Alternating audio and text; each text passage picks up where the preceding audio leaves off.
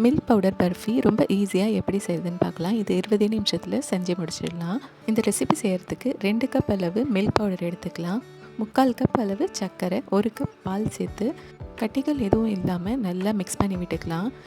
இந்த மாதிரி விஸ்க் வச்சு நல்லா கலந்து விட்டுக்கலாம். இந்த ஸ்டேஜில் ஸ்டவ் ஆன் பண்ணிக்கலாம். லோ டு மீடியம் ஃப்ளேமுக்கு வச்சு நல்லா கைவிடாமல் மிக்ஸ் பண்ணிக்கிட்டே இருக்கலாம்.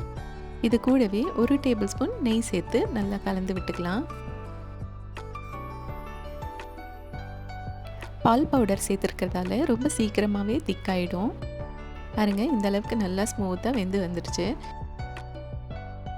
இது செய்யறதுக்கு 15லேருந்து 20 நிமிஷம் ஆகும். ஸ்டவ்வை லோ டு மீடியம் ஃப்ளேமுக்கு வச்சு நல்லா கிளறி விட்டுக்கிட்டே இருக்கலாம்.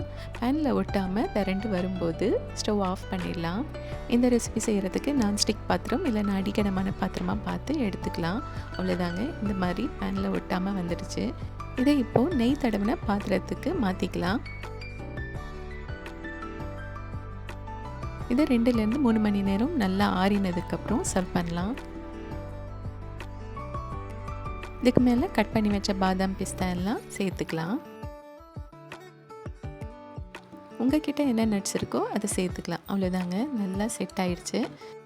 வெறும் 4 பொருட்களை வச்சு ரொம்ப ஈஸியாக 20 நிமிஷத்தில் ஒரு ஸ்வீட் ரெசிபி ரெடி பண்ணியாச்சு. இந்த மில்க் பவுடர் பர்ஃபியை நீங்களும் ட்ரை பண்ணி பாருங்கள். வீடியோ பிடிச்சிருந்தா ஃப்ரெண்ட்ஸ் அண்ட் ஃபேமிலிக்கு ஷேர் பண்ணுங்கள். தேங்க்யூ.